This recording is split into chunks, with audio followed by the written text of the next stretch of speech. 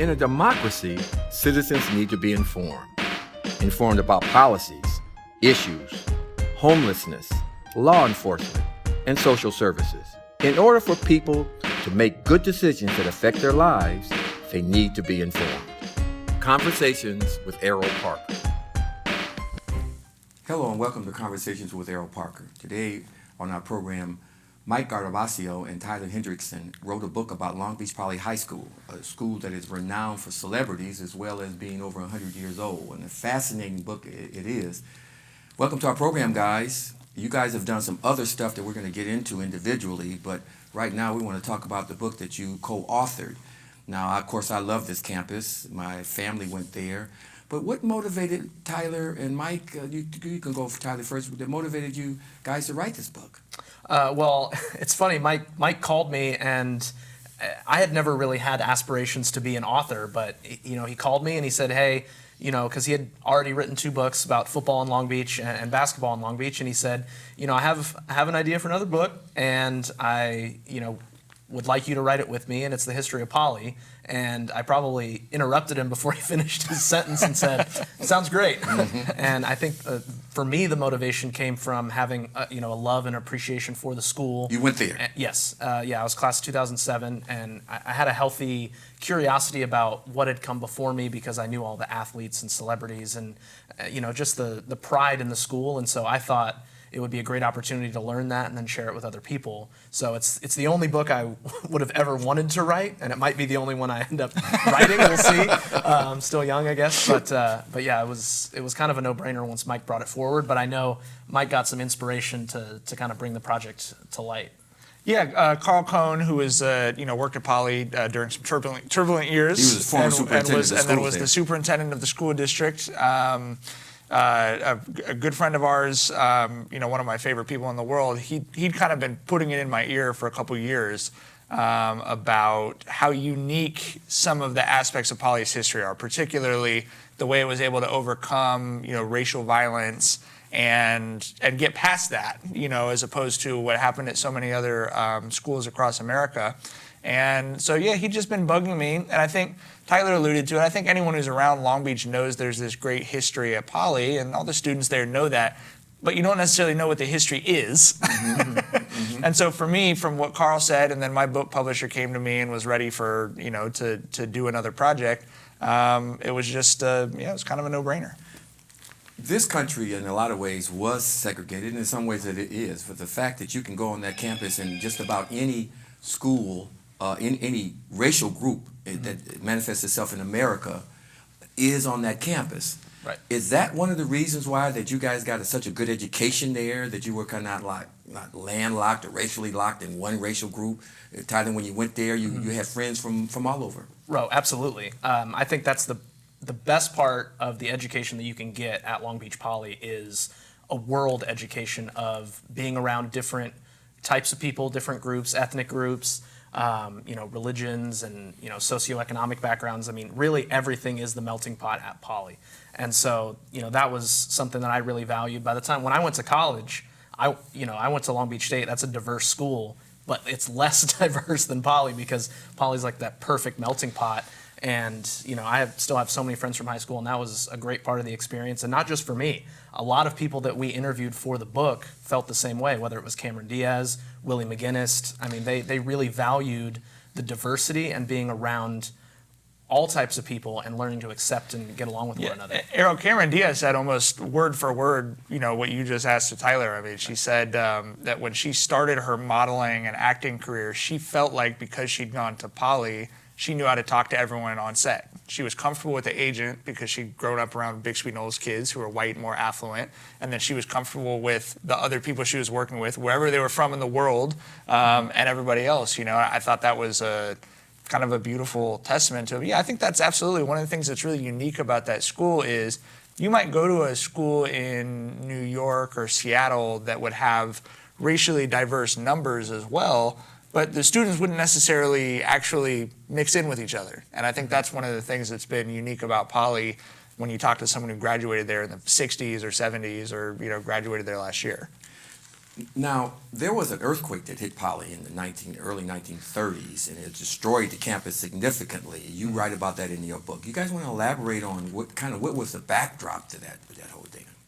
Well, I mean, the campus that we know now, that we've seen since that earthquake in 1933, looks very different. And I mean, many of the people that we spoke to that lived through that time, I mean, they say how heartbreaking it was to see that, the old Golden Dome that was at the front of campus that was destroyed during the earthquake. And, it had to restructure the campus and gave the opportunity to rebuild. And that led to a lot of other things with, during the Great Depression, you had all of the works projects in the New Deal. And so that's why there's public works on campus and art that is now federally protected. So That's there's right. those kind of components that came in because of that. But also just with the timing of the earthquake, it could have been a much worse disaster since it happened in the evening with students gone already. That's right. So it could have been so much worse, but it was just one of the many challenges that Poly's had to overcome throughout its history. Mike, what was the hardest chapter for you guys to have to write? I think given, and you're familiar with, Tyler and my work as journalists, I think we like to be sensitive to everyone. We like to tell everyone's stories the right way. We're aware that we're two white guys who grew up in the suburbs. And so I think writing the story of the race riots in the 60s and early 70s and the way that the black and white and Hispanic communities of Long Beach came together to heal that, I would say that was the most difficult just because we were the most concerned with getting that right. Right. Okay. You know what I mean? Mm-hmm. And making sure that we weren't not representing a Bill Barnes' story appropriately or something. I mean, that for us was, we asked a lot of people to read what we'd written. We talked to, 40 people or something like that. So that for me was definitely the hardest, just because the pressure of it. You know what I mean? It's easy to write about stuff in the 90s. Hey, stuff's going well, right? Mm-hmm. I mean, the stakes are a little bit different when you're writing about, these sort of like life and death emotions for these families at the time. Well, but see, before we start rolling tape, you guys talked to Gene Washington, and he said, "What riots?" And there were some students that, "What are you talking about?" And there's some other students that say, "This is what happened." Right. So that probably was the toughest one to get it right. But Tyler, what was probably the most enjoyable chapter that you wrote, that you really got pleasure writing about? I think some of the early stuff was really enjoyable because the early days of the school, because I think there was a lot of those little nuggets that you could find. For instance, there would be maybe alumni that you would uncover that people really hadn't heard of. I think Frank Hawks is a good example, as an old aviator back in the 20s. But he's the person who first took Amelia Earhart up into a flight. Wow. And so she fell in love with flying because of a Poly guy. Okay. And she's quoted as saying such. So I think stuff like that where, I'd call Mike and be like, hey, I found this tidbit. No one knows this. No one's ever going to know that this person went to Poly. And so bringing some of that stuff forward, because everyone knows the, Snoop Dogg, Cameron Diaz, Willie, they know the big names and stuff like that. But, being able to be, go on that history search, that national treasure hunt, and kind of find those tidbits. I think that was really some of the most fun for me. But I agree with Mike about that chapter about the race riots. It's with people living through it that we're then going to read the book. I mean, we wanted to present that in an accurate way and a way that told kind of every side of the story in an effective way. Let me throw one more on top of Tyler. So the Okay. book is structured in two parts. The first half is basically straight history, 1895 up through this year. The second half is sort of what we call the potpourri chapters. So there's a chapter on sports, there's a chapter on music, the stuff that everyone knows. One of the most fun parts for me was Tyler wrote a chapter that is just about the art at Poly. It's just about the works project, things, the murals, some of which again have federal protection.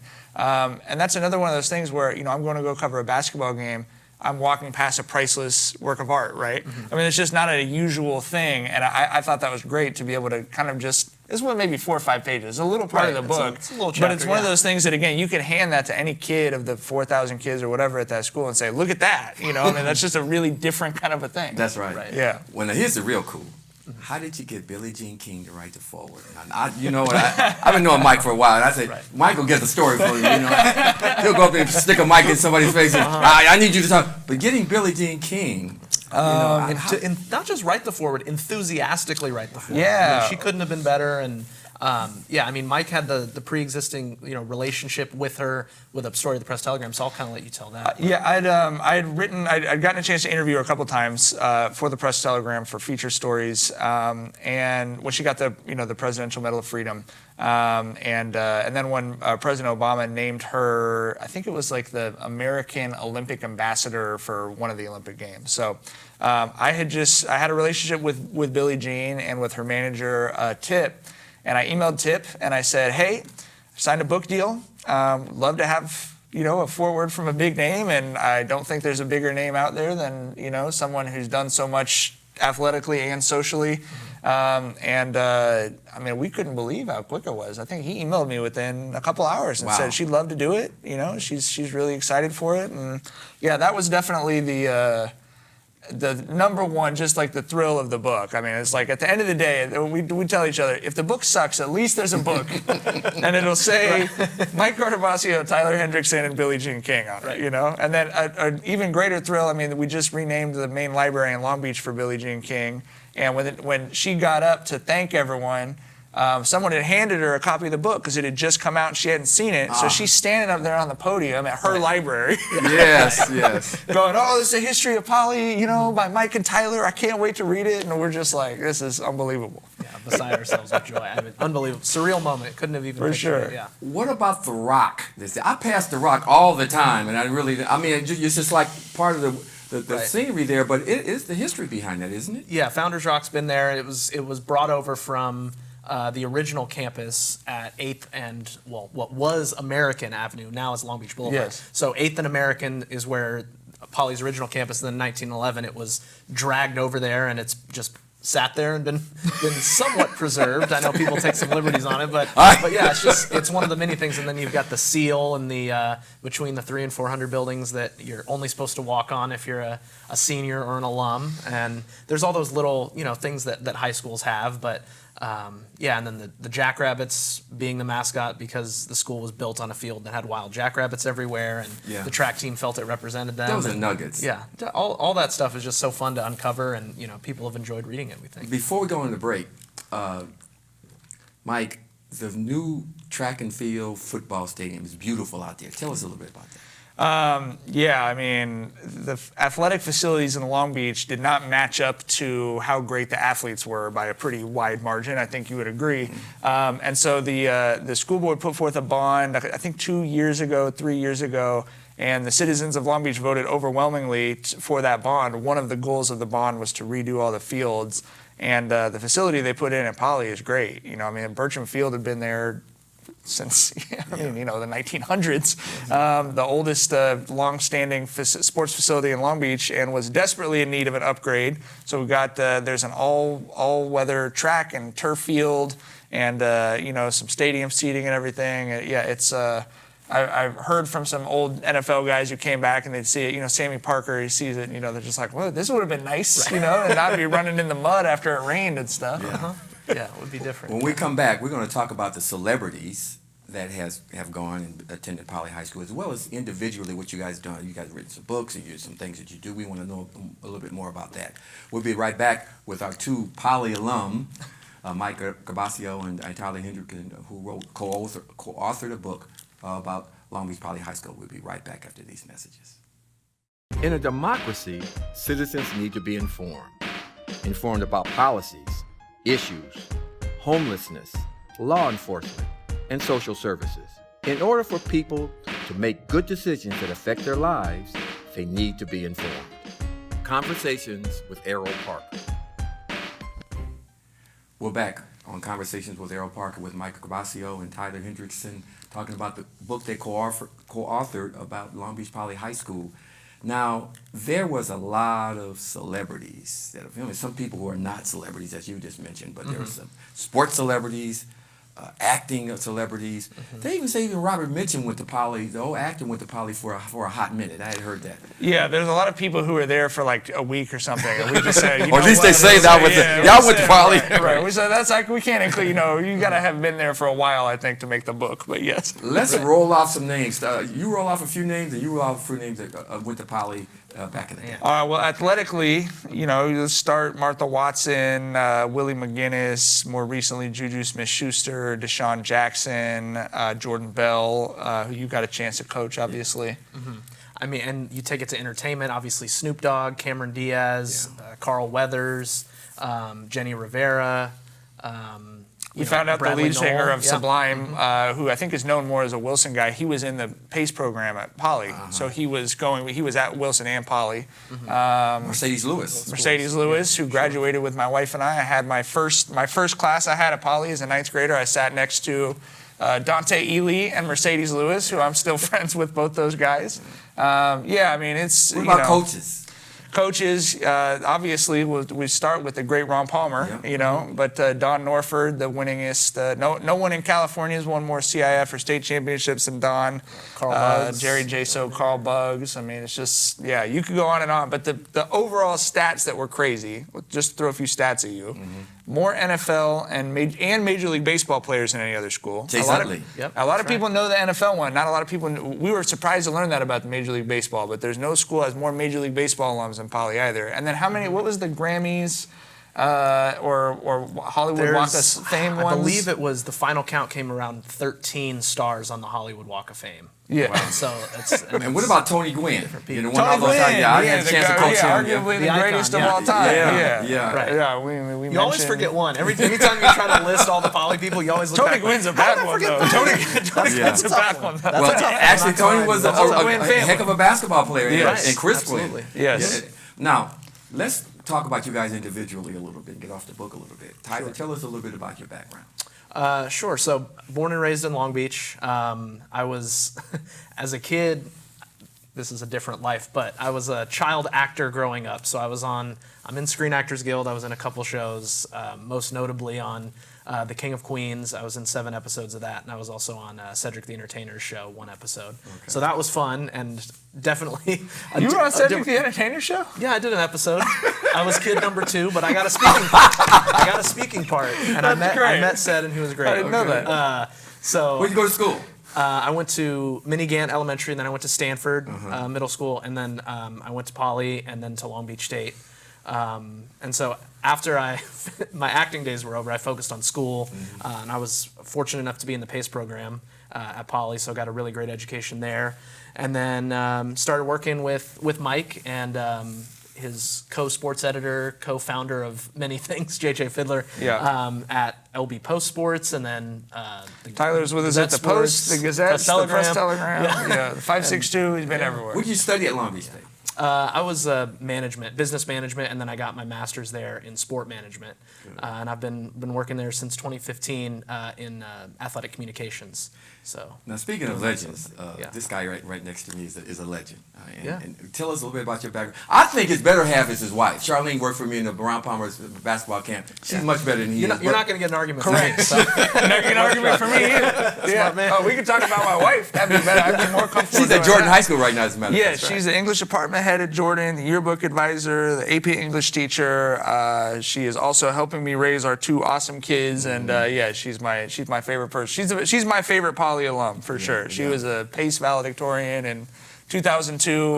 Great lady. But I tricked her into marrying me, so I got one over on her. You married up. Yeah, so I married way up for sure. We started dating about a month and a half after we graduated high school. So yes. So tell us about you. You've written 2 other books about Poly, but not about Long Beach sports. But go ahead. So the first 2 books were about the city as a whole and all the different high schools. So the first one's football in Long Beach, second one's basketball in Long Beach. The football book, writing about the history of Poly and some of the the different racial upheavals and stuff that happened at school. That sort of fed into this book a little bit. But I'm a sports writer. Fortunate to be around in the city for a little while. It's our 13th year or something for JJ and I. And that's about it. You enjoy writing about Long Beach Poly sport, not Long Beach Poly sports, the Long Beach sports. What makes this town? I had Jim McCormick and Rob Wygott. Jim McCormick, old Press Telegram sports editor. And Great Rob mentor Wygott, of mine and great friend, and Rob Wygott, who was the commissioner of CIF Southern Section. What makes Long Beach sports so special? I think what's really unique about Long Beach is, and Poly's sort of a microcosm of this, but You could cover sports in Manhattan Beach, and you'd have great surfing and great tennis players or golfers or something. Or you could cover sports in Inglewood and have great, great track and field teams and great football players. Or you could cover sports in Long Beach and you could have everything. JJ and I got to go cover the Olympics in London in 2012, and we had an Olympic sailor there, we had an Olympic sprinter, we had Olympic basketball. You just get this incredible mix of people, which is what I love about Long Beach, and it's created this unbelievable athletic history at all these different, not just Poly, at all the different schools that is just, it's a joy for me. I just every day kind of can't believe this, this is my job. It's the best. And I think it's really a combination of factors, but I think it does start with that diversity, and obviously it's also a big city, which people forget how big Long Beach is just because we're almost 500,000 people. Right, Yeah. against the shadow of LA. Bigger than Miami, bigger than New Orleans. By population, pretty enormous. Right. But it also takes, I'm sure there's a little bit of luck in there, but it's also a great place to live. And so coaches that come here, great coaches, will want to stay. But it also takes investment from the community. Yes. And there's a lot of parks here, and there's a lot of, organizations that really push Long Beach athletics forward. The Aquatic Capital, the Century Club. There's a lot of great work being done in the community to help lift up these athletes and take them to the next level. And so that was something Billie Jean King talked about a lot. Just the public parks program, the Century Club, which my wife is the first female president of, by the way, this year. The Century Club just raised money to send Billie Jean King to Wimbledon. That's the character of the city that. If she'd been from a different city that didn't care about people the same way that Long Beach does, she might never have made it to Wimbledon. Right. Jerry Tarkanian, Luke Olson, Tex Winter, George Allen, Dave Levy, Ron Palmer, these great coaches that have gone here. And Erroll Parker? No, But George Allen's last job was here with the football program. Is there any chance, Mike, that Long Beach State will get football again? No, I would not bet on that unless you've got an 8-figure check you could dash off.